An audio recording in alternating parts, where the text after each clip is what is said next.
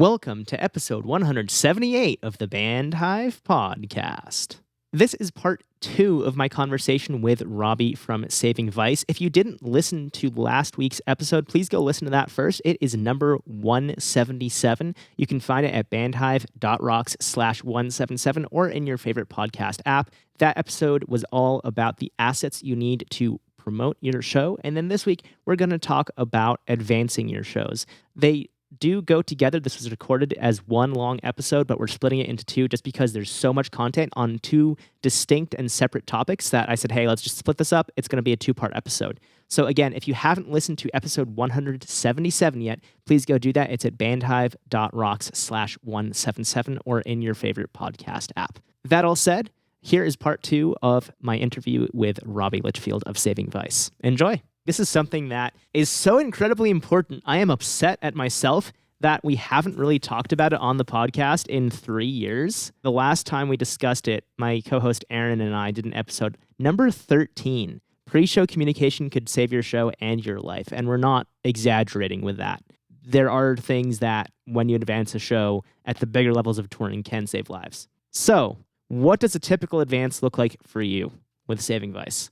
Yep, so I've just pulled one up. I'm not sharing my screen just because there's plenty of sensitive information here, but this is typically what I do. It may not be a perfect thing, but it's one of those things that, I try to get as many questions answered as possible that matter. Because if you send 40 questions to a promoter in an advance email, it's a little overwhelming. That's a lot of questions. They don't have a lot of time. We talked about the goldfish brain thing.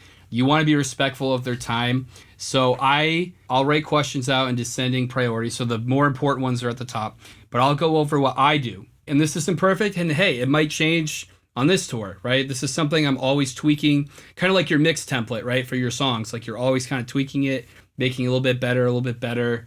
But this is what I'm currently rocking. So what I'll do for an advance email. First off, I try to advance minimum 1 week before the show. And usually not before 2. We're not a big arena touring band, like I mentioned, so it's not like I need to advance a month or two in advance for it. You got to read the room, guys. Know where you're at on the totem pole here. So, I know where we're at. A week in advance is typically a pretty good time to do it. Upwards of 2 weeks, I think, is also fine. So, I have a spreadsheet with Wes that has all the promoter, venue, meta information, right? So, who's the promoter, their email, their phone number, etc. So I'll kind of sit down, and I actually did this yesterday, so this is perfect time to ask me. I'll go through, and I'll send emails out to all the different promoters of the tour. So here's one I sent to the promoter out for our Fort Worth, Texas date. Subject title. Subject titles are super important, especially for advanced emails, because you are constantly going to be looking back at your email in that thread, and it's going to get lost super easy if you don't have something clear and legible. So what I have for my subject title is the date. So for this example, 4/21, and then I have the city, Fort Worth, Texas, and then I have a dash symbol, SVEOW Tour Show Advance. That's the whole subject title. Not too long, not too short, right? Goldilocks level length. You could throw the venue name in there if you really want to get crafty. I think this works for me. It really is what works best for you. And by the way, everything we're talking about right now is what's called a tour manager. It's their responsibility to do this. I do this for Saving Vice out of convenience. We have limited space in our van. To me, hiring a merch girl to run our table, that is more important to me and my bandmates, especially with me having done this for a while. It's good to have outside representation usually, but in our case, I just handle it. And also, I'm a control freak, if you guys couldn't tell, so it's like an anxiety reducer when I have all this information. And I can disseminate it to all the parties that matter, which I'll get to later. Anyways, if you guys are tour managing for yourself or another band you're on the road with, this is what I do. So so subject title, very clear, big, bold, capital letters, what's going on. To the promoter, I CC our band manager, in our case, Amelia. She's awesome. Dark Matter Management. I don't CC Wes because he will kill me. He already gets 1 billion emails a day, and it's also not super duper relevant for him, so I don't CC Wes. You could CC the other members of the tour package, which I'm not doing in this case, and I'll get to why later, but that's something that some bands will do. And pretty much anyone else that you'd want to CC, right? Just use common sense. So this is how my emails read. I always say, hey, first name, a person, in this case, Jesse. And then I always start off with something personal. You want to start off right off the bat, like, this isn't a copy and paste, or at least don't start off that way, you know? So I said, first off, just want to say thank you on behalf of our entire team for making this show happen. The past few weeks have been a real challenge for us, and trust me when I say we appreciate you and all the other promoters / venues who helped us stay on the road.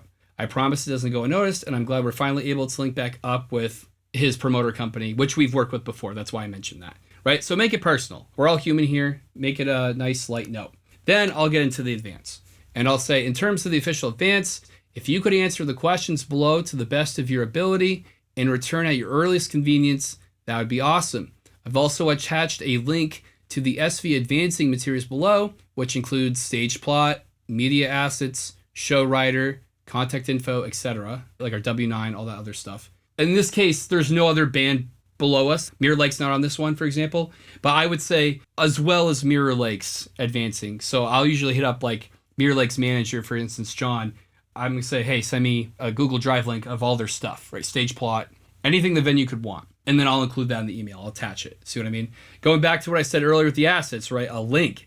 As long as they don't lose that link, it's already baked into that email thread. You're good. And it's updated real time. There's no like, oh, here's their updated stage plot. Like, no, it's already in there. You know what I mean? Like, it's all synced. That's what's amazing about the cloud. It's beautiful. Use it. Everyone here, use it, please. All right. So as far as my questions, right? That's probably what you're all wondering. Like, that's the sexiest part of this whole thing. This is something that I've worked with over time and something that I am continually trying to rephrase and prioritize. Question number 1 is parking. So what I'll do is I'll number them, not bullet point because that confuses people, but I'll do number 1 and then I'll say parking all caps and in bold. So that way it's like the TLD, I like doing TLDR stuff too, right? Like parking. That way, if they don't want to read and they want to goldfish it up, then they can do that.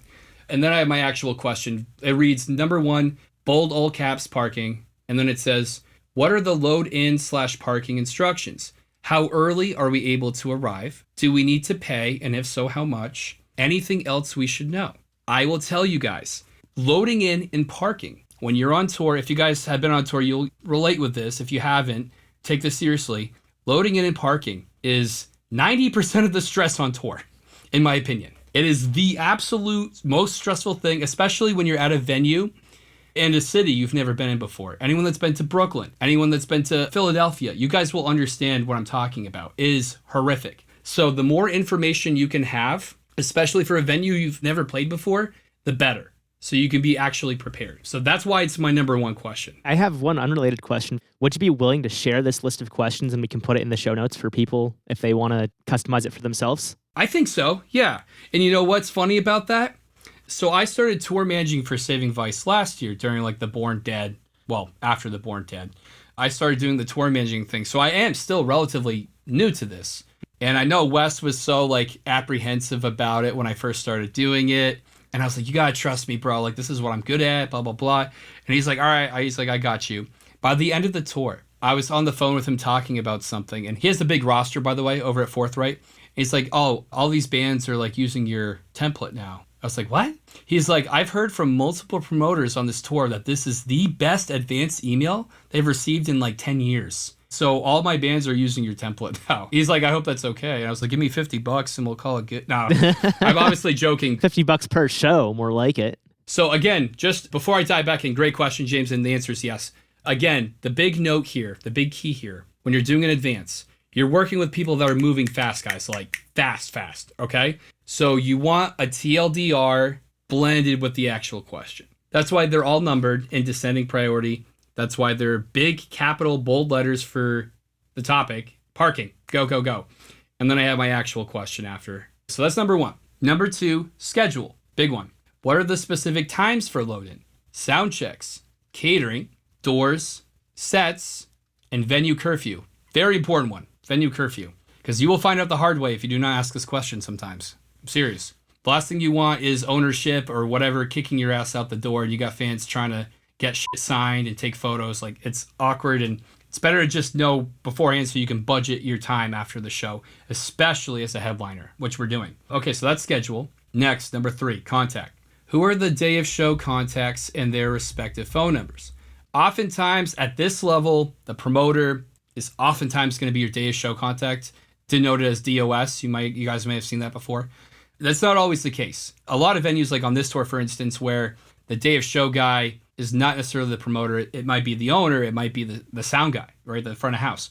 It could be the bartender. That's happened to us plenty of times, right? The bar manager or whatever. So it's good to ask that question. And also, the reason I ask for phone number, not email, is because the only real reason I would ever hit up a day of show contact is because there's an emergency or we're having an incredibly hard time parking. I want to call this person up real time and get these answers. Email doesn't cut it. There's a time and a place, right? That being said, quick pro tip. Before you arrive at a venue, either the night before or early that morning, text the day of show contact and say, hey, this is Robbie from Saving Vice. Just want to say we're super stoked for the show. Let me know if there's anything you need. That way you have a dialogue that's already started. And make sure they respond to you, because if they don't, that may mean you have the wrong number. That's happened to me before. So it's good to, in advance, be like, hey, like I said, introduce yourself. Robbie from Saving Vice, super stoked for the show. I'll give you a buzz if I need anything. And most people are like, all right, brother, sounds good. So that's a pro tip. Text them earlier in the day to establish that dialogue. So it's not weird if you call them. And they're also not like, yo, what's this random number that's calling me? Click end call. Like, because I do that. So I know other people probably do too. I'm terrible about that because I have too much anxiety. All right, moving on. So that's contact. Question number 4. I feel like I'm on Sesame Street or some shit. Number 4, catering. I'm pretty savvy about this. I hope no promoters hear me because this is kind of a trickster thing I do. Number 4 is catering, and it says, what and when are the catering details? Notice how I didn't ask about, do we have catering? It's always like, what and where? Because some people will literally be like, don't want to be confrontational, so they're like, I'll buy you some tacos or something. And it's like, guys, anytime you can get free food on the road, take it. I'm telling you, it's a huge expense. So play on people's, you know what I'm saying, like generosity, and like play the clueless card sometimes. You know what I'm saying? In our spreadsheet, it does say if we have catering or not. But I always tend to ask it because sometimes you never know. Sometimes you might get lucky and someone's like, you know what? These are good dudes. I'll buy them a pizza. You know what I mean? You never know. So I always include that in the advance. Following that, which I probably could blend into the catering one, number 5, water. I always ask, could we please get a couple complimentary cases of bottled water for all the performing bands plus crew?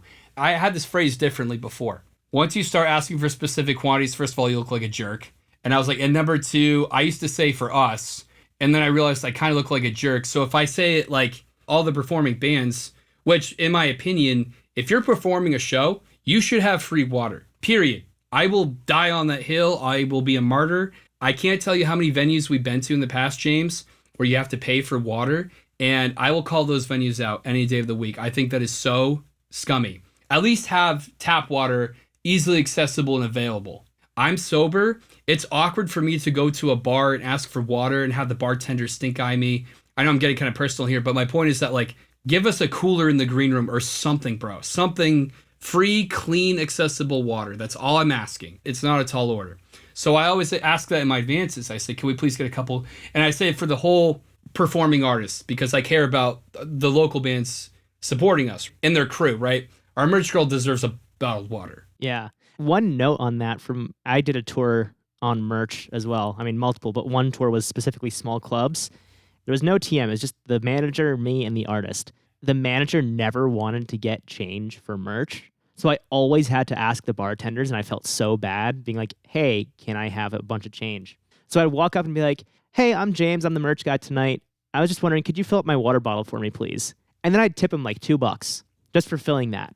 And the rest of the night, I would get water. And then when 5 minutes later, I went up and was like, hey, I'm so sorry. Like, I don't have enough change. Any chance you can give me 5s and 10s for like $100 and 20s? Like, oh, yeah, sure. Because you just tip them on something that's free. And like, yeah, it's $2, but they are your friend for the rest of the night. I love that idea. And a lot of what we're talking about now is like the networking aspect, right? And it's like, remember hearing this one podcast. Actually, you're affiliated with these guys, the Six Figure guys. Yeah. By the way, great podcast. I highly recommend it. I actually stopped listening in the recent episodes, but I think I got through like 100 episodes, so quite a bit. And I remember Chris Graham said something at one point that I loved it so much. He's like, there's a reason why you offer to take people out to lunch or out to dinner when you're trying to network and get to know people, because at the end of the day, guys, we're monkeys. We're animals. if you feed us food, just like your dog, they're going to like you. You know what I mean? So it's like, if you feed people, like I said, we're animals. We talk in like hunger and sex and all this stuff. I'm not saying f the promoters. That's not what I'm saying at all. But I'm saying like, you give someone a tip, give someone a drink or food or something like that. Like it goes a long ways. It goes longer than you think it would. People remember that stuff. I do. I remember so many promoters where we didn't have catering and they bought us a pizza anyway, and it'll never go unnoticed. And when it comes time for me to do something nice for them, I absolutely will. You know, it is a business, but businesses are founded on genuine relationships, I guess is the point I'm trying to make. I don't know if you can read that. Is it backwards? Don't bang the tour manager? Yeah, or his wife or his dog. That was in the bathrooms at the Gexa Energy Pavilion in Dallas, Texas. It was there 2015 without the dog note, and then when I went back the next summer, 2016, the dog note was added. That's awesome. Hey, maybe I saw it and subliminally just repeated it out loud just now. But yeah, don't bang the tour manager. I mean, you can bang me, hit me up. No, I'm just kidding. I am the only single one in my band, at least as of recording of this, so that's awesome. But yeah, water is something that I am going to always vouch for. Here's another example, and I love these guys so much, so I don't mind name dropping them. We got friends in Revenant. They're this metalcore band from the Virginia area. The last date of our show, last year, we played in Raleigh, North Carolina. Last day of the tour. It was great, by the way. We had 100 ticket sales or something, which was really good for us. Market we've never played before. Awesome. And Revenant was playing before us. And I remember I went on stage and I almost slipped and ate shit and broke my guitar or whatever. I did one of those whoa, out of a movie. And I looked down and it's just soaking wet. And I was like, what the fuck? And Ricky, the vocalist from Revenant, he came up to me and he's like, yeah, dude, I think the local band or something like that knocked over their water. And I'm like, this is why we need bottled waters, not just loose cups of water on the stage. Not to mention all the gear. Water and music gear don't mix, guys, just to FYI. Yeah, it's literally at that point, now it's in the venue's interest to give artists bottled water, where you can screw a cap. And if it gets knocked over, it's not going to spill over everything in short circuit or potentially kill the guitarist of Saving Vice and send him to the fucking ER. You see what I'm saying? Let's think about that here. Anyway, sorry, I'm very pressed about this topic, if you couldn't tell. I thought of a new one, by the way. This isn't on my list. I don't drink. I'm sober, at least as of the recording of this video. I'm over 3 years sober. I'm very proud of that. Our content creator, Evan, is sober. Our drummer, Sam, is sober, and I'm pretty sure our merch girl, no, she definitely drinks, but I just had all these Snapchat, stories in my mind when that came up. But half of our crew doesn't drink, is my point. And the other half don't go crazy with it. So it's just never in my mind. But especially at this level, it's very not weird to get paid in alcohol or discounts like drink tickets and stuff like that. I obviously don't use those up or whatever. Sometimes I'll get a mocktail or something if I'm feeling spicy, I guess. But, I mean, you know how it is, James. You get paid in drink tickets and stuff. So I always forget to ask that question in the advance because I'm sober. I don't think like that. But you could, I guess, group that into catering and see if there is alcoholic beverages, like amenities, along with the catering stuff, or at least discounts, drink tickets. That's not weird. It happens a lot. You play in a lot of bars, and it's in their interest to barter. You guys could include that in your advance. I just don't because I'm sober. That's all. Next, settlement. Number 6, settlement. How, when, and who will be issuing the payouts? Our payout information and W-9 are in the advancing folder I provided below if needed. So going back to that folder I attached, I told you guys about earlier, we have the Saving Vice W-9 in there with our EIN and everything. A tax conversation is a whole podcast episode on its own. But long story short, we keep our bases covered legally. We like to get paid out in checks. The reason is you can just do an e-deposit quickly to your bank, and that's the end of that. Getting paid in cash is super hard. So we have a local credit union in Vermont, actually, James. We have a local credit union we use. I almost said the name. I was like, man, maybe I shouldn't be saying the Saving Vice payment details on a podcast. Yeah, here's our routing number. And no, I'm just kidding. Yeah, so we have a credit union. So obviously when we're out of state, we're in California, it's hard. There are affiliated banks, but it is a little bit painstaking to go to a sister bank, give them your member ID and do that process. It's not super duper easy. We do it out of necessity, but we try to keep things in check format for that reason. Check is king, in my opinion, when it comes to payouts, but we will take cash. That's not weird. That's very common, especially at our level. But yeah, so settlement, that's super important. That way you're not shaking down the bartender at the end of the night, where's my money? Where's my money, Brian? Yeah, luckily I haven't gotten into any fights with any Brians so far about payout. There's been some discrepancy stuff that got ironed out, but it's never been like the dude dipped and never paid me sort of thing. I've always gotten paid. So far, at least. I know some bands have that nightmare. Knock on wood. Knock on wood. It's always something new for us, so who knows? Yeah, I've never had to bring out the baseball bats, but so far we've been good. All right, let's move on. Number 7, FOH, aka front of house. Who will be operating front of house for the show, and what is their phone number? Here is another pro tip for you guys. When it comes to front of house, guys, the promoter or whoever you're corresponding with, like, for example, this Jesse guy, I love him. I know him. He's a great dude. He actually probably will do this thing I'm about to say, but oftentimes promoters will not pass the stage plot to the sound guy. They forget. Going back to the whole goldfish thing. They will just not write it down and it'll be absent. And I tested this out in this last tour, James, and I made sure my bassist Kenjamin heard just because I needed a witness for this.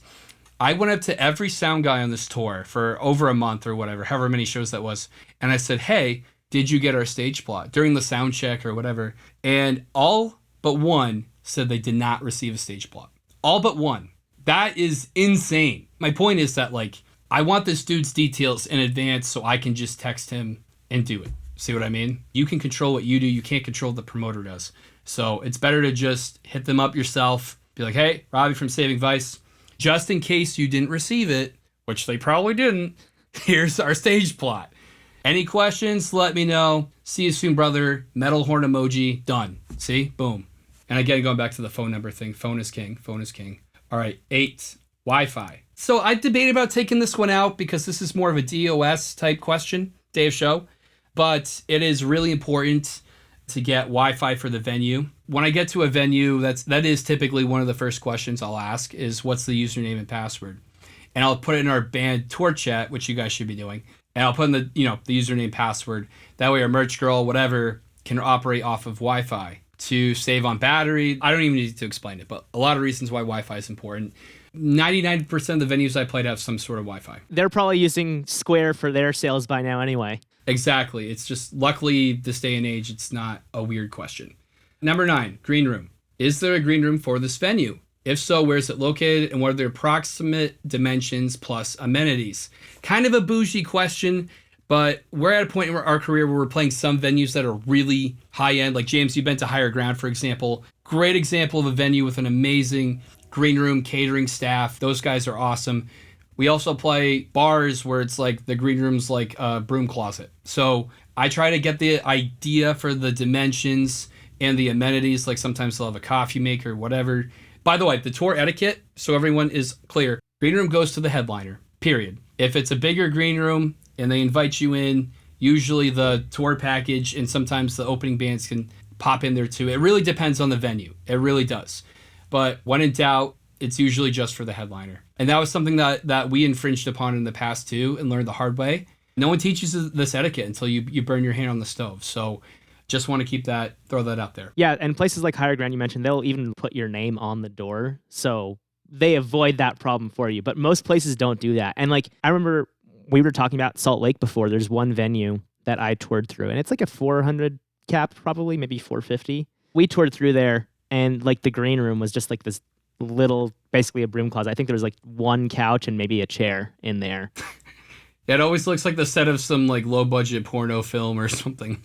That's how it always looks, bro. It's like, geez, like, do I want to be in here? Yeah, like, exactly. Hell? And then I saw one of my favorite bands, who I'm actually wearing an Enter Shikari shirt right now, but this is a band who sells 10,000 tickets to shows in the UK for one show. And they toured through there. I'm like, that sucks for them.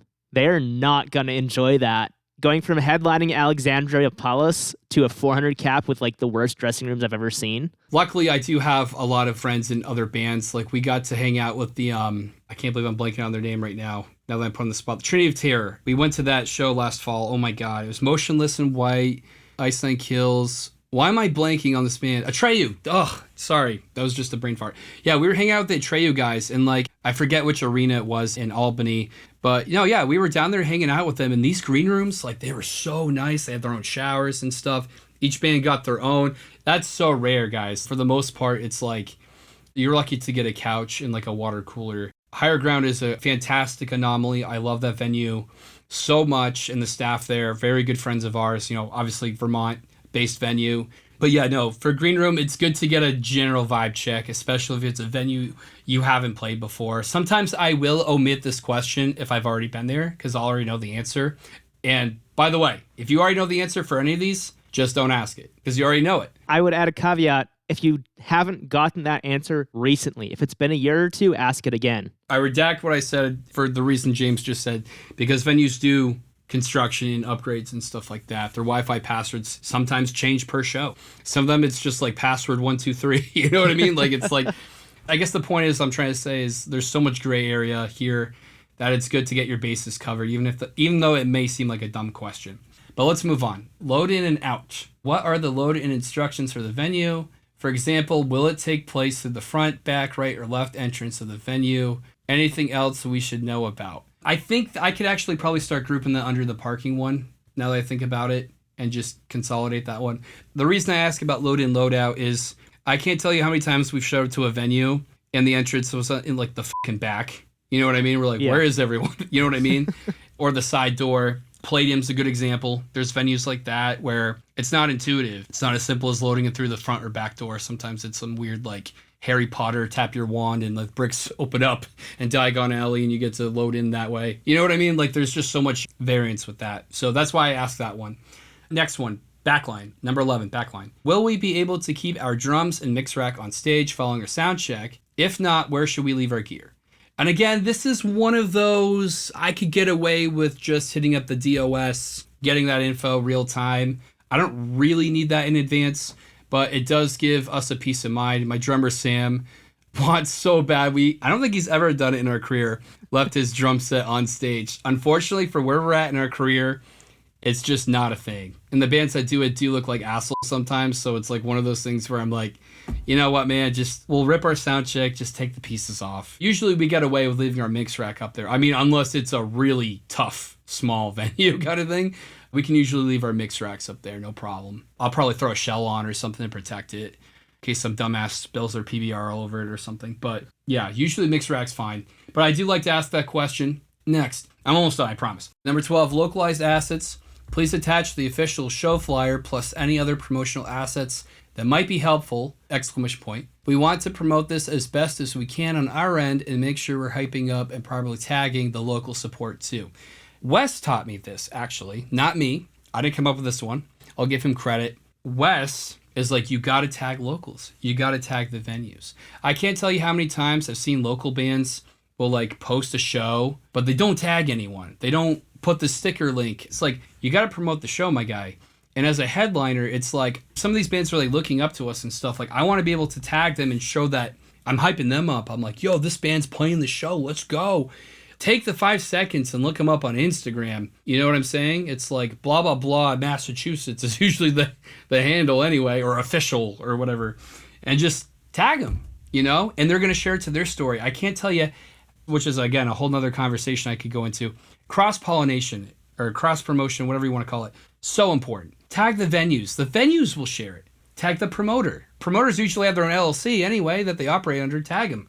And it helps just spread even more. Does that make sense? And it generates all this hype. One thing, while we're talking about pet peeves, bands who post posters before the on sale. There's a show at Higher Ground, which I have now, for a month, been trying to get tickets to because the band announced it at the end of February. It went on sale yesterday. I was there Thursday night and went in to buy tickets, and they said, we don't have them yet. I'm like, okay. And then the venue posted yesterday saying it's on sale. The lineup wasn't final. The band shared a poster with 3 bands, and then yesterday, Higher Ground put out a different poster with 6 bands, including the original 3 on it. So they got trigger happy. Yeah, that's what it seems like. We've dealt with that, albeit rare. We actually dealt with this recently, I think. This was a big news. I mean, Vampires dropped off. We're doing our own headliner. It's very important that we're all in sync. Noon on Wednesday, Eastern. I always put time zones, by the way, folks, okay? Always put time zones, right? We're in Eastern time, which is king. We're superior. Just letting you know. I'm joking. I'm not joking. Eastern time, very important. You know, so all the bands are posting at the right time. Show up on time to the party. You know, don't be the first guy there. Don't be the last guy. Just be there at noon. Schedule the post. They make it easy. You can do it on Twitter now. Thank you, Elon. Elon, thank you, sir. You can schedule on Twitter now. There's no excuse, guys. There really isn't. Just get the asset, schedule it, have a nice little post, tag the bands, heart emoji, kiss emoji, you're done. Ticket link, you're done. And for God's sake, please use Bitly's. Please, guys. No one wants your Amazon URL that's 5,000 characters. Please, okay? Bitly is free. Throw in a URL. If you want to pay a couple extra bucks a month, you can even customize that, which I think is overkill. But please. And take off the UTMs. If there's UTMs that you aren't actively using, take those off. Yes, please, okay? I'm so sick and tired. My bandmates do that too, and I'm just like, guys, come on. Throw in a Bitly. It takes 5 seconds. 5 seconds, bro. Anyways, sorry, rant over.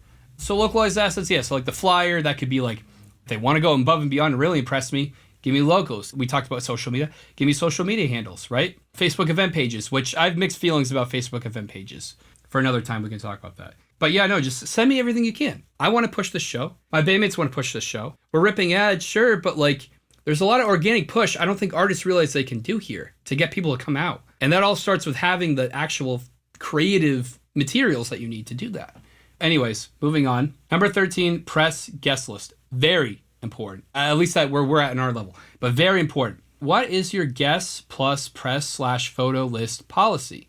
This tour has obviously generated a lot of buzz, and our publicist has gotten a lot of interest from influencers, local photographers, press, etc., that we'd love to have out if possible. But we want to be respectful of what you're comfortable with. This is kind of a tricky one because when it comes to guest list, I know we all make memes and jokes about that. Like, throw me on the guest list, bro. Like, we've all heard that. Maybe we've all done it in an unironic, cringy way and learned the hard way.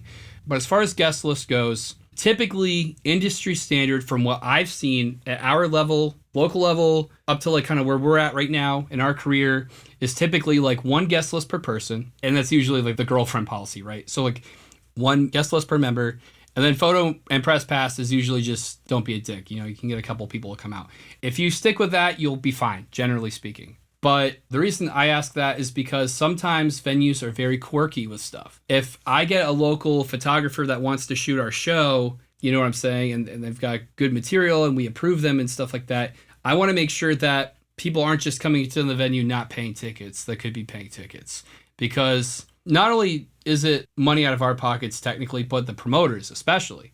I mean, they feel that the hardest. So that's why I get their blessing. I'm like, hey, what are you comfortable with? Or are you cool? Like, you know what I mean? Put the ball in their court sort of thing. Like, you don't want to be that band that's like, oh, they just guest list everybody. And like, you know what I mean? That's not a reputation you guys want. And we're at a point now in our career where we do get hit up a lot about that stuff. And it's kind of an awkward conversation of like, hey, like, I appreciate the vote of confidence, but we're not selling out an arena, my guy. Like, this isn't like, you know, the class field trip to Robbie's show kind of thing. You know what I'm saying? This is come and pay the $10, bro. It's really, if $10 is breaking the bank, then we need to have a separate conversation. One note just on this while you're talking about rep. If you do let a photographer come, obviously you've looked at their stuff, so you know they're not idiots. But just reiterate and stress that no flash is to be used. The other night I was at a show and this photographer literally had the flash going the entire night, was pointing at the crowd for crowd shots. But every time he took photos of the band, he would like jab it in their face. Like he wasn't even focusing. He was just literally just like not looking, doing click, click right in the band's face. And I'm just like, dude, those shots aren't going to be any good. You're using flash. The camera's moving. Like it's just not going to work. We have a publicist. His name's Tyler. Also, I got too many Tylers in my life. Oh my goodness. His name's also Tyler. Don't Blink Music Group, by the way. I highly recommend them. If any of you guys are interested, he's amazing. We'll get DMs on our band account and our personals like, hey, can I shoot your show in, you know, Orlando or whatever it is. That's not weird. Or people that want to do a concert review or like radio station stuff. We get that a lot. You know, we'll come by the station. We'll do it, you know, which I love. I love that. You know, that's great. But I'm like, going back to delegating, which we started talking about the beginning of this podcast. I'm like, that's awesome. Super down. Hit up our publicist to coordinate this. Thank you so much for reaching out. Let's get it. Even if it's something I know I want to do, it's good to have your publicist, because that's his job, is to filter out stuff and make sure that, for example, this interview I set up with you, James, like I did that myself, but like I still notified him like, hey, I'm doing this. That way he's not overbooking me for other podcasts. You see what I'm saying? So it's one of those things where he's still in the loop, even though you never spoke with him. He knows to say what you said, like, hey, like, remember, just use common sense. Don't be an asshole. Okay. If you're new to photos, that's fine. Like, I get it. Like, we all make mistakes, but like you said, flash. I'm not trying to end up in the ER or whatever. So like, please, like, don't be jamming cameras and stuff. And we have a content creator. We have Evan. We have a guy we're hiring to come out to these shows and do stuff. So it's like, if you want to shoot photos, that's great, but be respectful because he's priority, right? You'll see this on a higher level. A good friend of mine, Ian Urquhart. Ian does photos. He did a lot of music videos for us. He shot photos for us forever. He's killing it right now. He's on tour with I Prevail, Fit for King, Pierce the Veil. You know, he did a tour with them. I remember chatting with him when he got home, and he's just like, you know, I'm getting paid to be out here.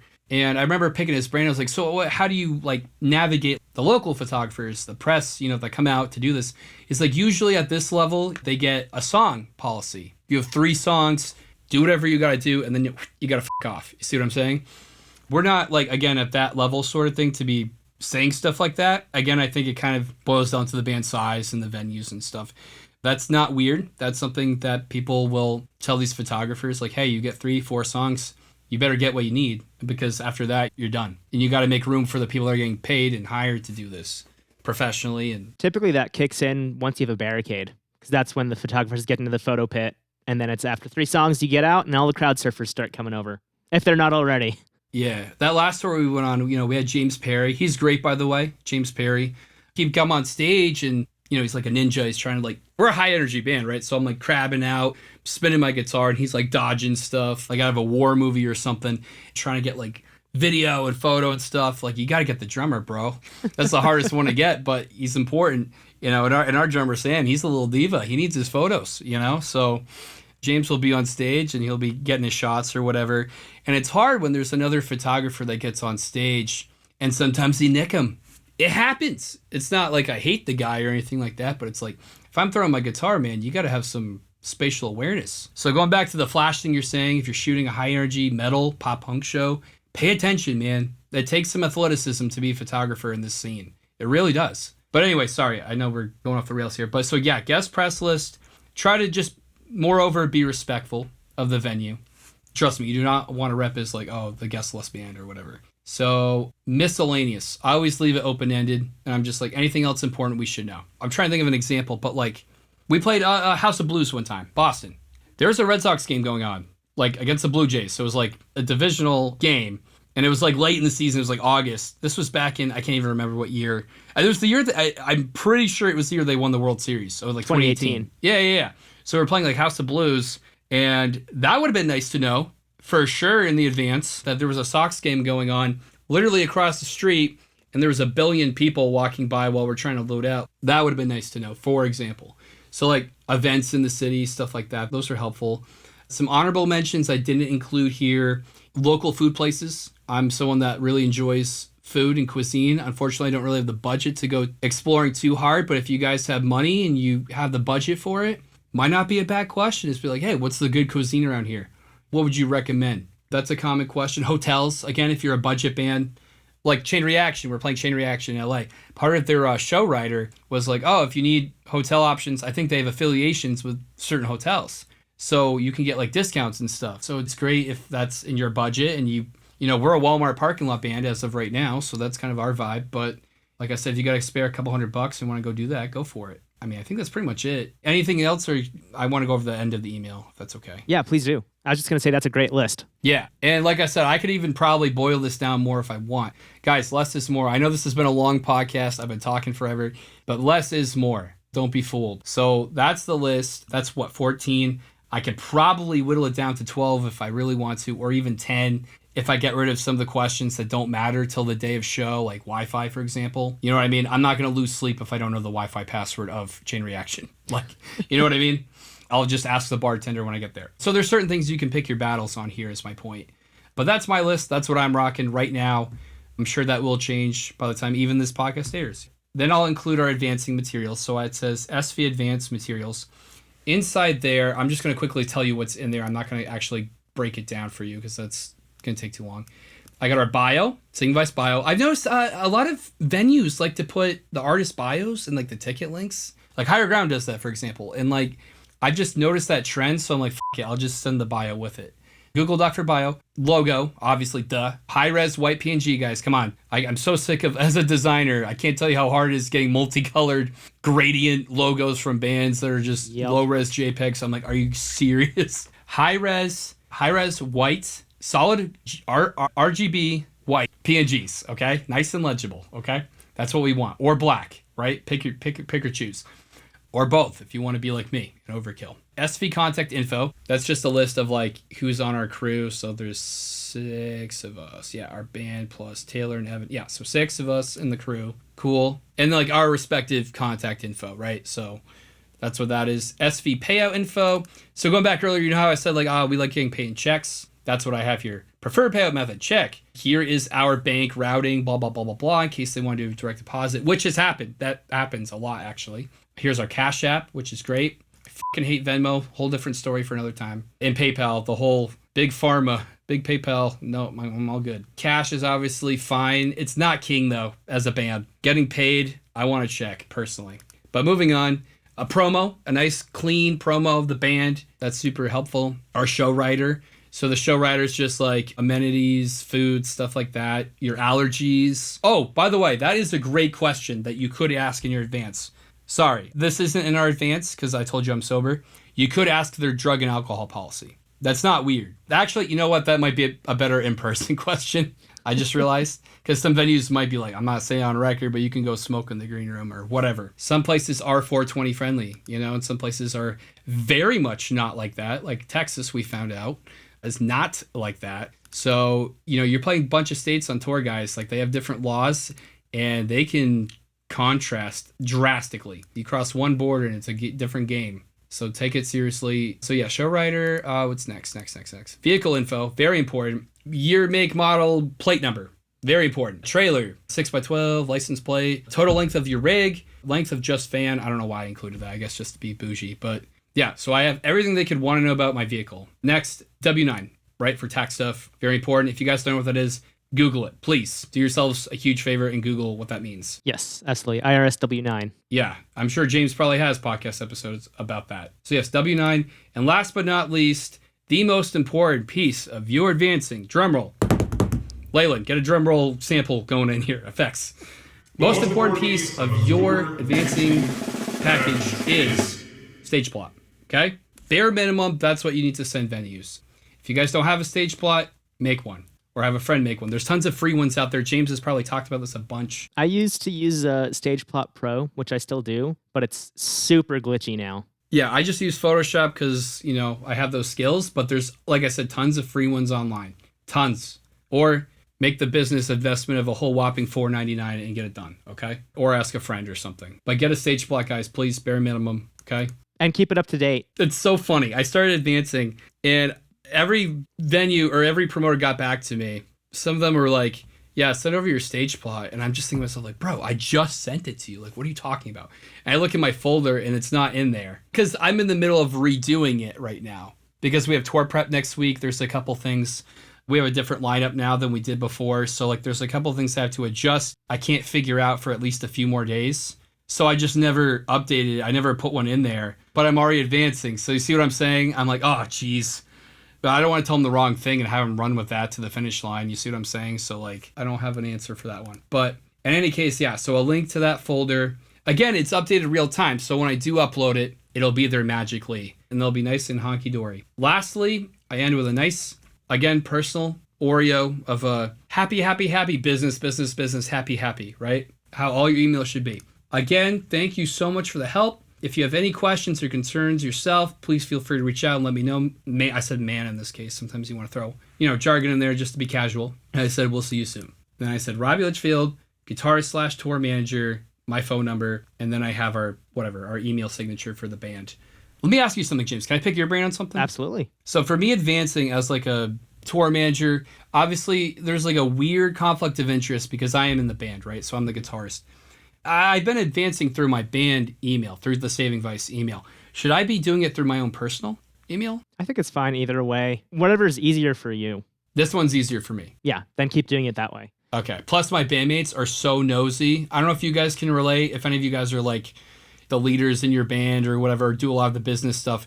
My bandmates are so nosy all the time. Like, I can't tell you how many times I got asked over those 5 days of like rebooking this stuff. Like, where are we at? Like, you know what I mean? Like everyone's just twiddling their thumbs anxiously.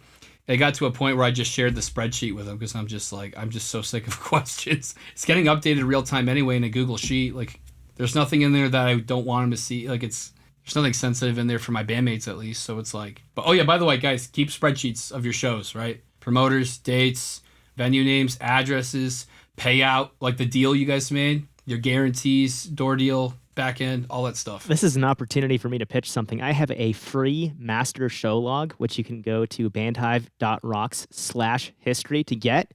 And not only does it let you log all your shows, but there's a little like 80s video game retro style dashboard, which shows you your highest pay, your lowest pay, your average pay. The same for attendance, your highest, your lowest, your average. Merch per head is in there, all that kind of stuff. So you have this really neat dashboard view of like, hey, this is how we're doing as a whole. And then you can go in and view the details on the next tab of the spreadsheet. James, have you shared this with me in the past? I might have. Please share this with me because I would love to check that out. That sounds awesome. I think what we have is pretty thorough, but if you guys couldn't tell, like the whole point of this is when you collab with other people, you're going to learn new things. Here's another great example. We were on the tour with Revenant. I mentioned them earlier. They've been doing this for a while too, in fact, longer than us. And I remember looking in their trailer and they had this weird like clothesline around the inside of their trailer. And it was a comparable size to ours. And they had like their stage clothes hanging there, like on coat hangers and stuff. I just thought that was so genius. You know what I mean? They picked up from some other, like Born of Osiris when they went out with them or something. Like, you know what I mean? So it's like one of those things where it's like, I just love how touring bands and everything, like we share ideas. Like James, I'm sure you picked up a bunch of stuff on this interview, you know, maybe you haven't thought of. I just love learning and like sharing knowledge. And it's like, I know I'm not perfect. I'm always trying to build my systems to be as efficient as possible. Because when you're trying to juggle all these different things, guys, you have to write stuff down. You have to have systems, okay? You need this stuff for your business. If you want to succeed in a band, you can't just muscle through it with good songs. It's not like that anymore. You need to have fundamentals. And I think that's the whole mission of what James is doing with the Band Hive, which I think is great. I love it. Thank you, man. Thank you. In another life, I'd love to be your co-host or something. You know what I mean? Like, I love this stuff. And I love paying it forward to other bands out there listening that don't know any of this stuff, because I had to learn a lot of this by myself through trial and error. Absolutely. Like, there's so much to it. And I think you're already halfway there to being a co-host, because I'm going to split this up into a 2-part episode. So you're going to have 2 weeks in a row. I'm so sorry, James. I am stoked about this. And because we're talking about 2 different things, I'm going to split it where we talked about the assets is going to be 1 episode and the advancing is going to be a separate episode. That's totally fine. I'm sorry, Leyland. I'm so sorry, sir. Well, Robbie, man, it has been a pleasure. I just sent you the link on Facebook Messenger. For anyone else who wants to get that spreadsheet, it's totally free. Head on over to bandhive.rocks/history. Aside from that, savingvice.com. All the tour dates are there. You're at Saving Vice everywhere. Twitter, Instagram, TikTok, all of those places you're on there as far as I know. If you're in an area where Saving Vice is playing, please go check out the End of Winter tour. Like Robbie said, this is your last chance to see a lot of those songs live. So go do it. And I'm sure the ticket prices are reasonable. It's probably like $10 to $20 for most of those shows. Yeah, exactly. Super affordable. Anyone who's here that's, regardless if you're a fan of my band or you want to pick my brain, you guys are all more than welcome to come out and hang out. Like, I'm a pretty easygoing guy. I love clearly talking with people about this stuff. You know, if you want to hang out after the show and, you know, rip a couple butts or whatever and talk business, I'm so for it. You know what I mean? So please, yeah, everyone here is welcome. I love meeting new people. Awesome. Well, Robbie, thank you again so much, man. I really appreciate you taking the time to sit here and just nerd out with me. This is the conversation I love. Like, just thank you so much. And I hope you have an amazing weekend and best of luck on tour. Thank you, James. That does it for part 2 of my interview with Robbie Litchfield of Saving Vice. Thank you so much for tuning in to both parts of this, and I hope that you'll do us a huge favor and subscribe to the podcast, so all of the tips that we share in the future, you can hear those as well. And we do have a backlog of 176 episodes that you can also check out. You can find those at bandhive.rocks/podcast. We'll be back with another brand new episode of the show next Tuesday at 6 a.m. Eastern. Until then, I hope you have a great week, stay safe, and of course, as always, keep rocking.